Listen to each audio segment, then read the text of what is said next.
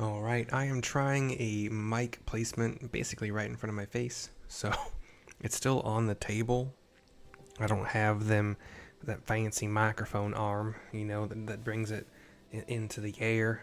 So the only annoying thing I found is that I'm gonna have to move it back to where it was to make typing easier for loading the video, uploading the video, and then bring it back whatever. It is what it is, but let's try it out and see if I hate it or not. I did a test and the sound is much better overall. I can even turn up the game sounds and we're all good, but this is the level 56 summoner quest, Mad, Bad, and Ebon-clad. Ebon, E-B-O-N, E, Bravo, O, Nancy, Ebon, Ebony, but whatever. Given to us by Dancing Wolf in Ul'dah, outside of the Immortal Flames. Here we go. Greetings, Mercy. I hope you are prepared to take action. Ever since we increased our presence on the trade routes, our black-robed villain has ceased his attacks. Now it is our turn to go on the offensive.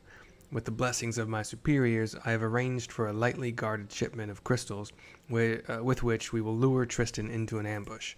And I want you there when we spring the trap. I have already sent word to Emitra, and she will meet us in Camp Blue Frog. Blue Fog. I always thought it was Blue Frog. I don't know why. I don't know. Let us bring an end to this, Mercy. We're gonna bring an end to the Mercy? That's fine. Not me, though. Not Mercy me. Not little old me. 197 is the cost, but that is with reduced rates from Free Company. Gladly pay it.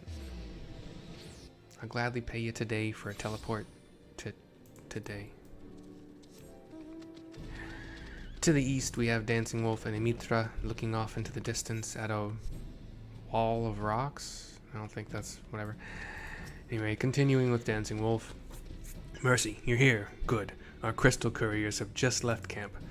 The plan is simple. The caravan will head towards the processing plant, but conveniently break an axle before they're reaching the east watchtower. We three will take up separate positions nearby and wait for Tristan to take the bait. I've had the driver complaining long and loudly about the lack of a suitable escort for his precious cargo, so he can be reasonably sure that an attack will come. I trust you need no further explanations. Head to your assigned position and do your best to keep out of sight. He and Emitra leave. They disappear into nothingness. I recently put this back. I have not used the mana cutter in forever. I recently put it back into my, like a couple of days ago, put it back into my mount roulette. I'm not sure I'll keep it, but I don't hate it. For some reason, when I first got it, I'm like, I don't really like it. It's too big. And then over time, you get a lot of pretty big mounts, including I got the behemoth a couple of days ago too, when I made the decision to put the mana cutter back in. But yeah, anyway. Here's a destination marker where we will survey.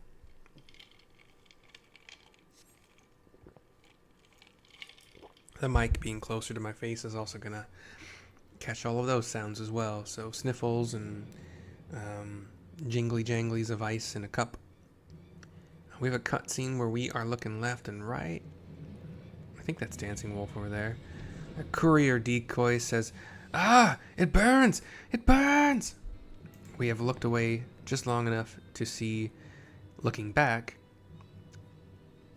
he looks different, this black-robed man. A little different. But the Ifrit Edgy is out. We're going to enter this dark purple circle of battle. I am not level capped, so I'm just going to be able to...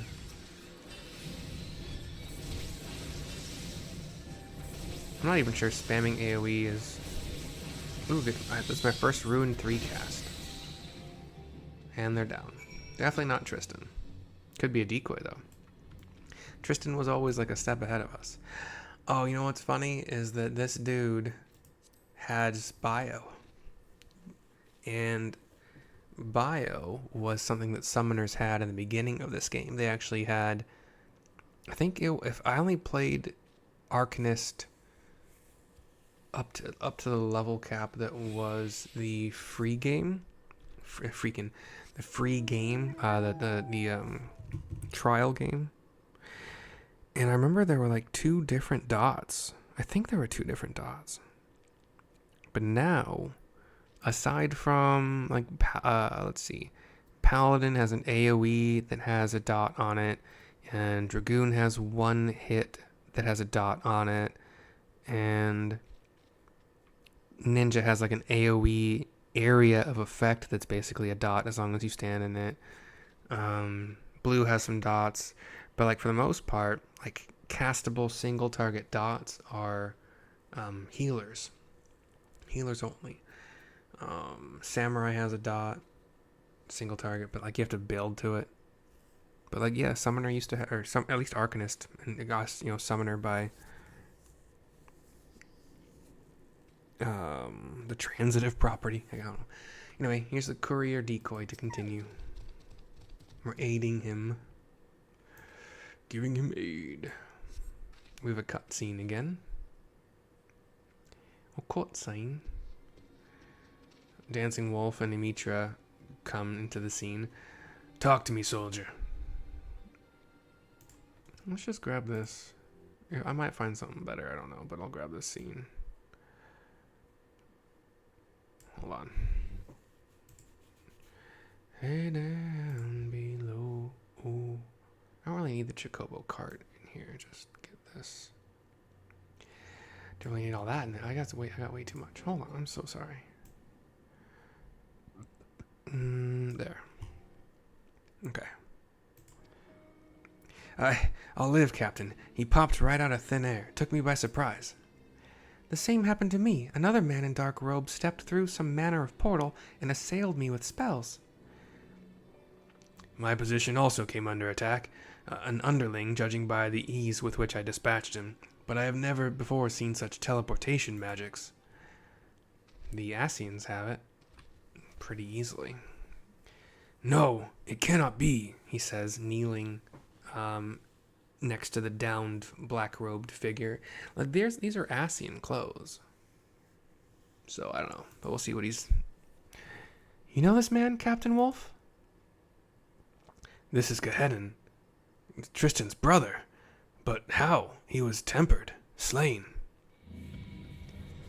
And a haughty voice says, and now both siblings have disappointed me. I should exercise more care in choosing my pawns. It's an Asian, as far as I can tell. The black face mask covering the entire face and black robes. He is atop a rock in a place where probably only a pretty dang good rock climber could get to. Without teleportation or flying, that is. An Asian? That voice. You are the one who taught Tristan the art of summoning. Have you come to inflict yet more misery upon the world? Tristan? Yes, that was the other's name. I had hoped to groom him, granted him the knowledge of Alleg's mages that he might unleash his wrath against the primals. Alas, he was all too easily vanquished. No matter, the bringer of light has proven a more than adequate replacement for my failed godslayer. With every primal you kill, the beastman's fervor grows ever hotter. We need but supply the tribes with crystals, and watch as they summon ever more terrible deities.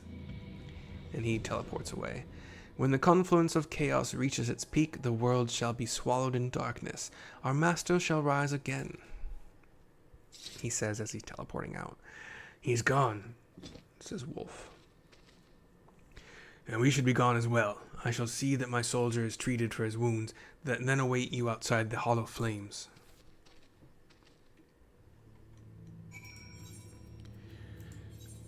Gimme.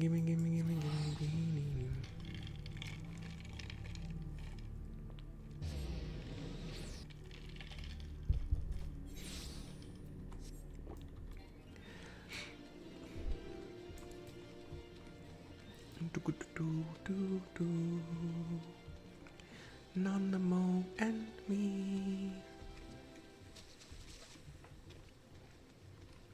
Here is Dancing Wolf for the turn-in outside of the Immortal Flames office, I guess, in Ul'dah. I believe some reassessment is in order. We now know that the black-robed menace we thought to be Tristan was actually his brother, Cahedin, a reanimated puppet under the control of an Asian. Both brothers were present at Ifrit's defeat, so Cahedin's aura, too, would have been stained with the Primal's essence, which, if I understand correctly, would explain his ability to command the edgy.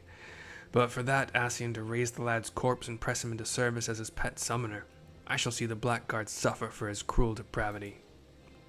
Aye, the Paragon has many crimes for which he must answer, but we must move with great caution. The power of these immortals is not to be underestimated. I will return to Gridania and redouble my efforts to decipher the remaining tombstones. We cannot face an Ascian unprepared. And she leaves. 51,480 experience points, 1,009 gil. Mad Badge and Ebon-clad is complete. Myself, Carby. Hey Carby, Dancing Wolf, and Nanamo on my shoulder. All thank you for watching. Hope you enjoyed. We'll see you next time, and bye-bye for now. Toodles.